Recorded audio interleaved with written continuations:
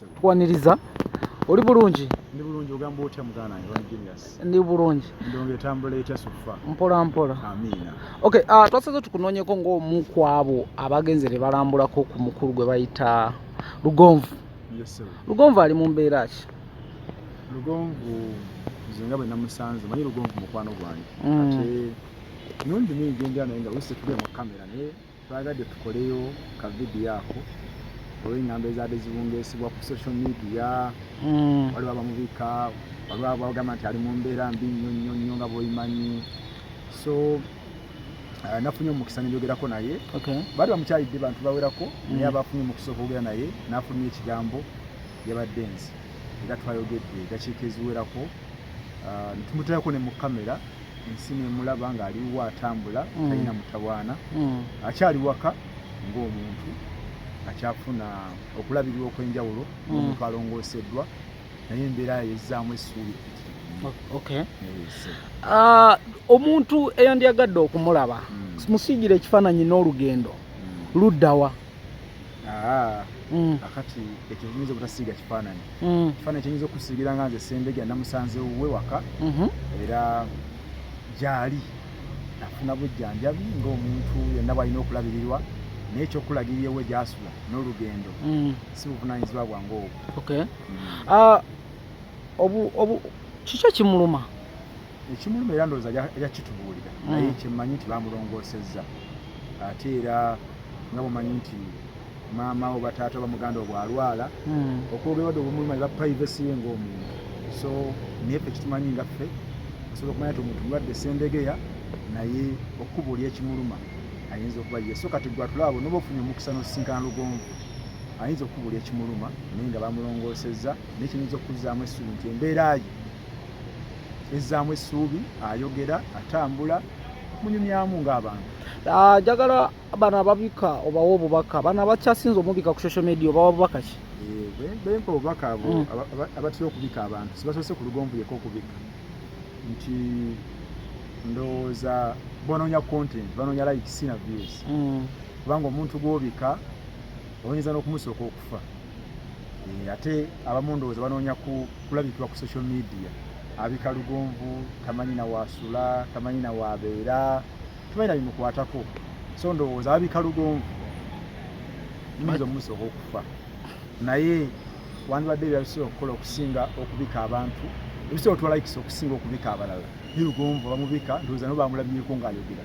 Banakoze vidiyo eyo nakoze vidiyo ku Lwokutaano ennaku z'omwezi 27 omwezi guno gwennyini ogw'omwenda nabadde wa Lugonvu nga tuli ffenna mu nju era nennaku z'omwezi baga nti manyi mwagala nnyo okweyogeza nti recorded video mbuyadda ennaku z'omwezi 27 lunaku lwa 5 mwezi gwa mwenda ndi wano wa Lugonvu mwaka 2024 si mu ddwaliro ewa Lugonvu ali waka ewe wajjanjabirwa era abalina omukisa basobodde okutuuka ne bogerako naye bategedde Lugonvu bwali.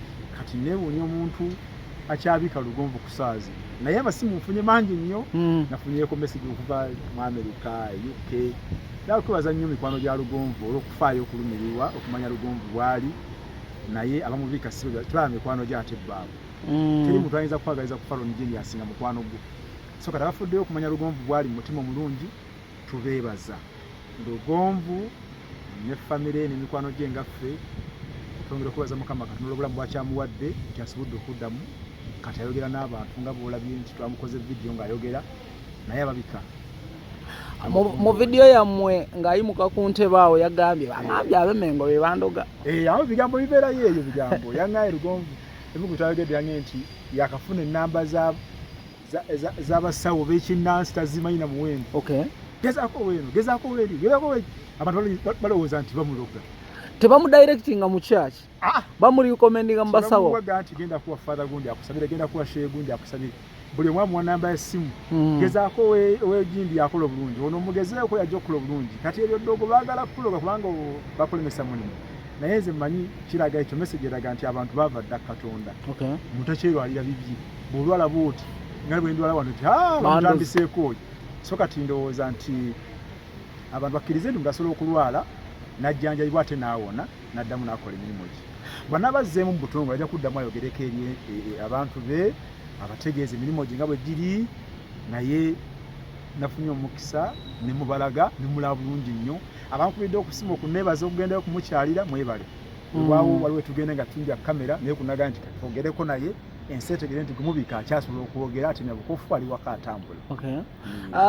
Bagamba oba awali omukate wabula muliro bwe bakyogera awali omukate bula muliro, awali omukate wabula muliro. Weebale nnyo.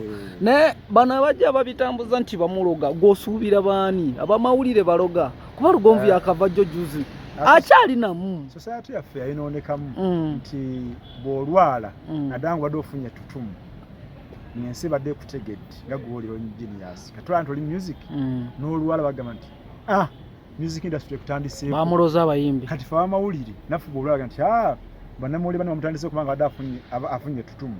So kati Lugonvu nga bw'ali musajja w'amaanyi, musajja wabuvunaanyizibwa, kati bw'alwala balowooza nti waliyo abalala batamwagala kutuuka awo waali bebakoze eki. But of course nga omanyi nti ensi bwe buggwamu essuubi, omuntu naggwamu essuubi alwawo okulowooza Katonda atandikira mu ddogo. Ate obeera mu ddogo oyinza okulema okukola ebintu bingi nnyo byewandituuseeko ng'oli mu ddogo. So kati singa yawuliriza ebinaga nti kaŋŋaana okugenda mu ddwaliro onabaza essimu z'afunye, omanyi kati kusaawa zino waliwo akwata ennamba y'essimu, naye essimu zibamuweereza ez'okugenda ku basawo b'ekinnansi bamujjane tozirabanga. But send success comes with luck. Kituufu ono omusajja amaze ebbanga ttono mu mawulire Lugonvu ate bagamba afuniddemu ebintu bingi. Tamazeemu bbanga ttono naye yatandika mwana muto.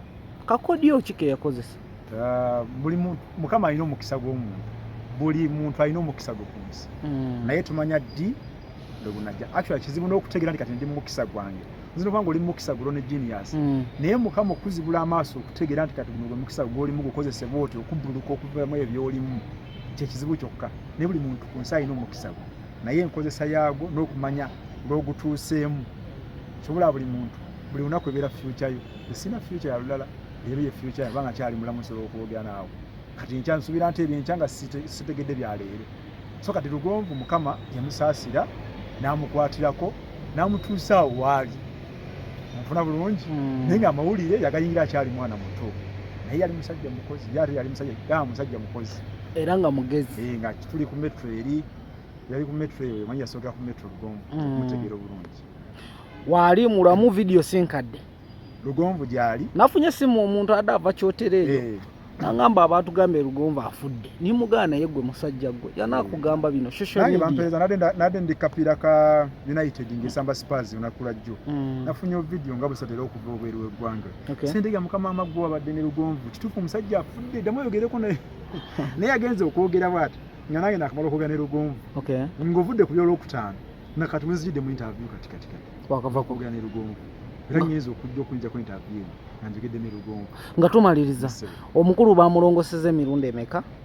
Ffe katwogere guno gwe tumanyi, emirala yanabituwulira naye nze mmanyi guno, tusigale nnyo guno gwe tumanyi gwe twategedde.